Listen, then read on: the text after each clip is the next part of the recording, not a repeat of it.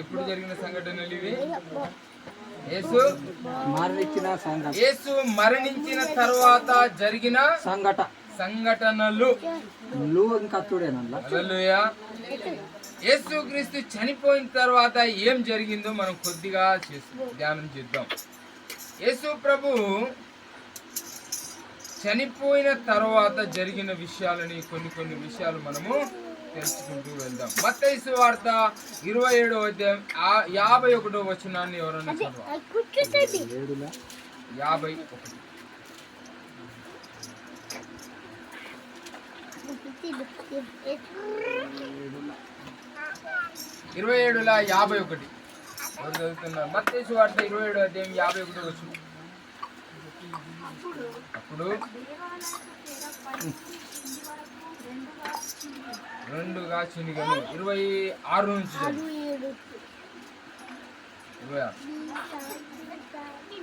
26 51 నుండి 51 చదివా. ఇప్పుడు 50 నుండి చదువు. 50. యేసు మరలా బిగ్గరగా కేక వేసి ప్రాణము విడిచెను. అప్పుడు దేవాలయపు తెర పైనుండి క్రింది వరకు చినిగను. చాలక్క. హల్లెలూయా. ఇప్పుడు యేసు ప్రభు చనిపోయిన తరువాత ఎప్పుడైతే ప్రాణం విడిచాడో అప్పుడే ఏం జరిగింది? దేవాలయపు తెర పైనుండి క్రింది వరకు ఏమైంది? దేవాలయం తెర. యెరూషలేములో పెద్ద దేవాలయం ఉన్నది. దేవాలయములో 3 ఆవరణాలు ఉంటాయి. ఎన్ని? 3 ఆవరణాలు. 3 ఆవరణాలు ఉంటాయి. ఆవరణాలు అంటే ఏంటియో తెలుసా? ఒకటి ఆవరణము, రెండవది పరిశుద్ధ స్థలము, మూడవది అతి పరిశుద్ధ స్థలము. ఈ గురించి మీకు ఒకసారి చెప్పాను నేను, గుర్తుందో లేదో మీకు. ఆవరణములో ఎవరు కూర్చుంటారంటే ప్రజలు కూర్చుంటారు, విశ్వాసులు. ఆవరణము ఎవరు కూర్చుంటారు? అతి పరిశుద్ధ స్థలంలో ఎవరు కూర్చుంటారంటే పాస్టర్స్ కూర్చుంటారు, యాజకులు అంటారు. ఎవరు కూర్చుంటారు? అతి పరిశుద్ధ స్థలంలో ఎవరు కూర్చుంటారంటే దేవుడు ఉంటాడు, బలిపీఠం ఉంటుంది. హల్లెలూయా. ఇప్పుడు మీకు అర్థమైంది. ఈ మందిరాన్ని 3 భాగాలు చేశాం మనం. ఇప్పుడు మీరు కూర్చున్నది ఏంటి? ఆవరణము. నేను కూర్చున్నది ఏంటి? పరిశుద్ధ స్థలము. ఈ తెర వెనకాల ఏమున్నది? అతి పరిశుద్ధ స్థలము. హల్లెలూయా. ఇప్పుడు ఈ తెర వెనకాల ఉన్నది అతి పరిశుద్ధ స్థలము, నేను కూర్చున్నది పరిశుద్ధ స్థలము, మీరు కూర్చున్నది ఆవరణం.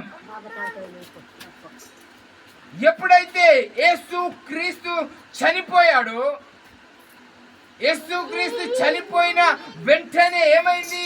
ఈ తెర, అమ్మా మీరు ఇటు చూడదు, ఈ తెర ఏమైంది? పైనుండి కింది వరకు, పైనుండి కింది వరకు ఏమైపోయింది? ఎందుకు అది చినిగింది అని అంటే, దేవుని యొక్క ఆ తెర ఎందుకు కట్టారంటే, ఆ తెర అవతల ఉండేది యేసుక్రీస్తు మాత్రమే. మనుషులు వెళ్ళాల్సిన అవసరం ఉండేది. ఆడ ఎవరు వెళ్ళాలి? మనుషులు వెళ్ళాల్సిన అవసరం లేదు. ఇప్పుడు ఆ తెర చినిగింది ఎందుకు అంటే, అందరికీ ఒకే స్థలము నిర్మాణించబడింది. హల్లెలూయా. అందరికీ ఒకటే స్థలం.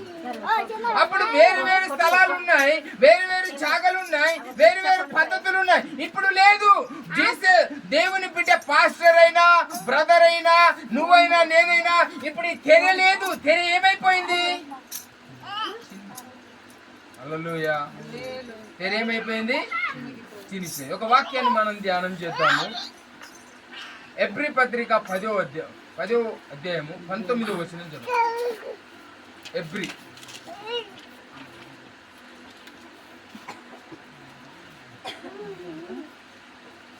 10:19. సహోదరులారా,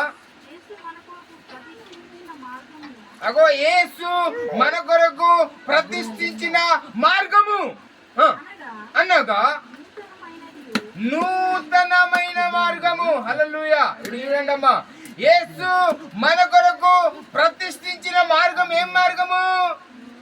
నూతనమైన మార్గము, కొత్త మార్గాన్ని ఆయన ప్రతిష్ఠించాడు. పాత చర్య చినిగిపోయింది, కొత్త మార్గము ప్రవేశమైపోయింది. ఇప్పుడు మునుపటిలా మన యొక్క పాత నిబంధన కాలంలో ఉన్నట్టు లేదు. ఇప్పుడు ఏమున్నది అంటే నూతనమైన మార్గము ఏర్పరచబడినది. హల్లెలూయా. ఒక కొత్త మార్గాన్ని యేసు క్రీస్తు ద్వారా కనుగొనగలిగాం. లేకుంటే మీరు ఇక్కడ దాకా వచ్చేవాళ్ళు కాదు, నేను అక్కడ దాకా వెళ్ళేవాడిని కాదు. ఇప్పుడు అందరం ఎక్కడికి వెళ్తున్నామంటే డైరెక్ట్ దేవుని దగ్గరికి వెళ్తున్నాం. యేసు ప్రభు చనిపోగానే ఆ తెర చినగగానే ఆ తెర అవతలున్న భావం ఏందో మనకు బయటపడింది. దేవుని రాజ్యానికి మార్గము తెరవబడ్డది, నూతనమైన మార్గం.